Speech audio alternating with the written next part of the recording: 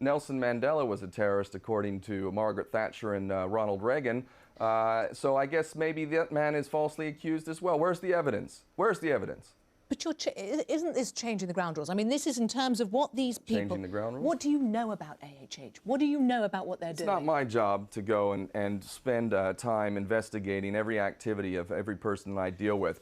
I stand by what I've done, and I am proud to have stood shoulder to shoulder with my brothers from IHH and around the world who did the right thing, and who with refused Hamas? to accept the unacceptable. And with Hamas? And Hamas, you know what? The IRA is now part of the government in Ireland, but they were the terrorists of their day as well. If Hamas had been allowed an opportunity to give the political chance, the political process an opportunity, maybe they would not be involved in violent resistance as they are. But however, why they have never been given an opportunity and think this is double standards. I mean, just as... No double standard. Well, in terms of the way you were talking about what Israel does and what you're talking about Hamas does, people were critical of the IRA when it did what it did, and it was only when it turned to political means that it was deemed acceptable. Amnesty says of Hamas that it engaged in a campaign of abductions, deliberate and unlawful killings and torture.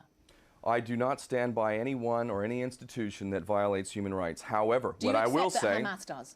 Yes, I do, and I will say absolutely 100%, without reservation, I support the right of self-defense without any doubt. I would be involved myself in violent resistance if I were a citizen of Palestine or Iraq or Afghanistan. And if I were a citizen of the United States or Britain and someone from halfway around the world came into my country and started stealing my land and killing my family, guess what?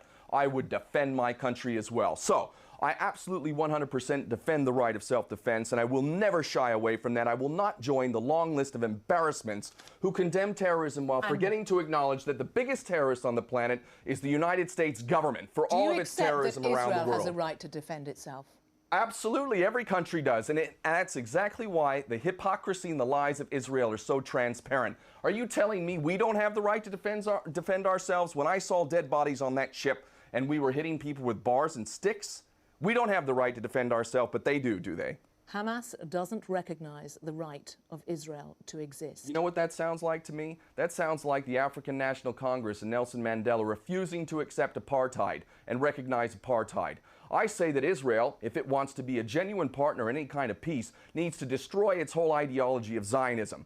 Zionism that makes other people goyim, who do not deserve to be in the Holy Land. That's the real problem. If Israel will embrace every people, including Palestinians, equally, human rights respected across the board, then I would challenge Hamas to change its charter and say we will acknowledge Israel. But until that time, I see no difference between Nelson Mandela and Hamas in refusing to accept apartheid or the Zionist Israeli state. The Israeli government, their first job is to defend their citizens.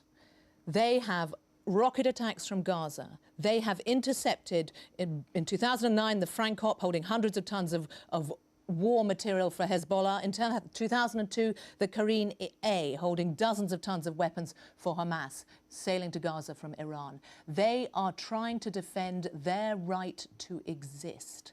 That is why their argument is it's self-defense. And if you believe that, then I've got some swampland in Florida to sell you as well.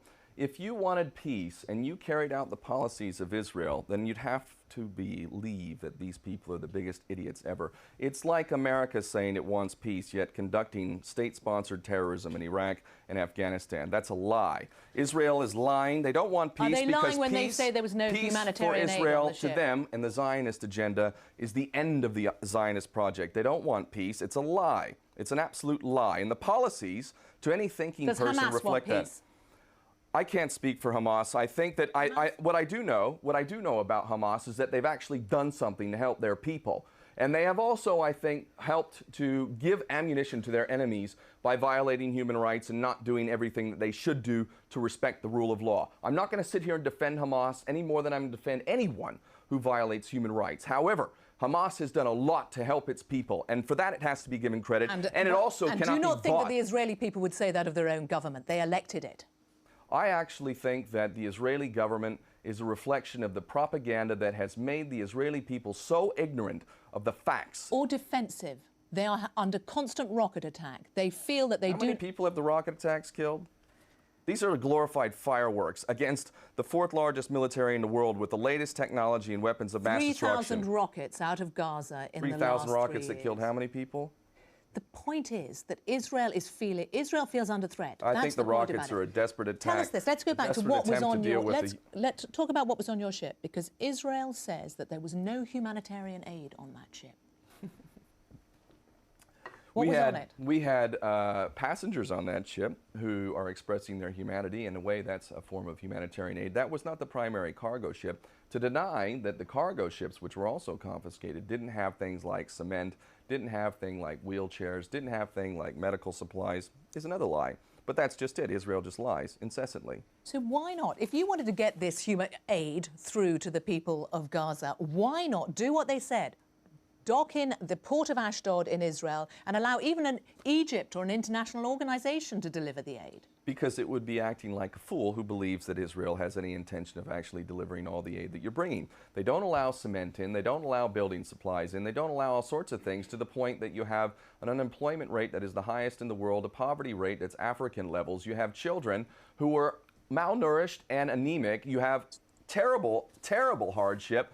Obviously, Israel doesn't want to let all the supplies in that are required. So when Israel conducts this inquiry that it is into what happened, it's a farce and a joke, and we all know that. Even though it has David Trimble and Ken Watkin on it, the Canadian and well, Northern you discredit Ireland. yourself now, David Trimble, don't you? You know? If Sorry. they asked you, would you give them evidence? Absolutely. I'm giving evidence right now. I have nothing to hide. Would you go back to Israel to give them evidence? I'm seriously considering that. Because you know what? There are thousands of political prisoners from Palestine, my brothers and sisters who I consider to be my family, who don't have the same opportunity that I do. They don't have that shining light on me. They don't have BBC interviewing me. Yet they're sitting there in prison, not having access to their family, and they're my brothers and sisters. So I'm thinking about it very, very seriously, even though I know there is no justice in Israel. Do you fear for your life? You've talked about the fact that you might be on some I hit believe list. I believe in what Malcolm X said. When he was asked, what is the price for freedom? Malcolm said, the price for freedom is death. And if you're not willing to pay that price, then don't use that word in your vocabulary. And did you think you were going to die? Life. Did you think when you were going to die when you were on the Mavi Marmara? No, I thought we need to defend this ship. We need to succeed in this mission. We need to end this blockade. That was what was running through my thoughts. You used to be a U.S. Marine. You've moved quite a long way from that. Thank God for that. You burnt your American passport. I renounced my U.S. citizenship formally because I do not agree to the terms of citizenship. I refuse to pay into a tax system that's being used to commit mass murder, war crimes, and crimes against humanity. Your anger, how will you use it next? Based on love, and that's why I do what I do. How will you use it next? What will you do I've been next? involved in a project called Aloha Palestine, a social enterprise intending to do safe trade with Gaza, to bring in items counter to what Israel is getting from Britain and the United States, weapons of mass destruction, small arms and things like that, to bring in safe trade items such as things that are needed for the civilian population to live a decent life. And that is a problem that we need to address in this world, is the absolute lack of the Palestinian people to exercise self-determination, and living on aid is not the answer. So my focus is trade. And if I can't be the director of that company... What about the other side? Because a lot is focused on the import, getting stuff into Gaza. Surely the best thing for the Gazan people would be to allow to export all that they do. Yeah, and they have millions of carnations that they could be exporting, and they feed it to livestock because it's not allowed out. So, is that a security measure from Israel as well? So what do you do next? Is it another trip on a ship in to try to break the naval blockade, which will stay? You know, I have a family. I'm a father. I have a beautiful son, a beautiful wife. And I have some responsibility to them, but I have a greater responsibility to the world that I live in. I don't know that it's possible for me to not be on the next flotilla. And I'd really like to say publicly right now, Hugo Chavez, you need to be on that flotilla. Nelson Mandela, if you can possibly do it, you need to be on that flotilla. Anyone who's serious, who has any real influence in this world, who really cares about justice, you need to be on that flotilla. We will end this blockade, and that's where I intend to be, on that next flotilla. The chances of any of them going on that flotilla presumably were reduced when there was violence. Do you feel in any way responsible on the behalf of those on the ship for the violence that came from it? I feel responsible for defending that ship and the mission, which was intended to protect innocent civilians who are being collectively punished in a policy which would only be considered insane by any thinking, compassionate person. So it was worth it? It was absolutely worth it. We need to do it again. Ken O'Keefe, thank you for coming on Hard Talk. Thank you.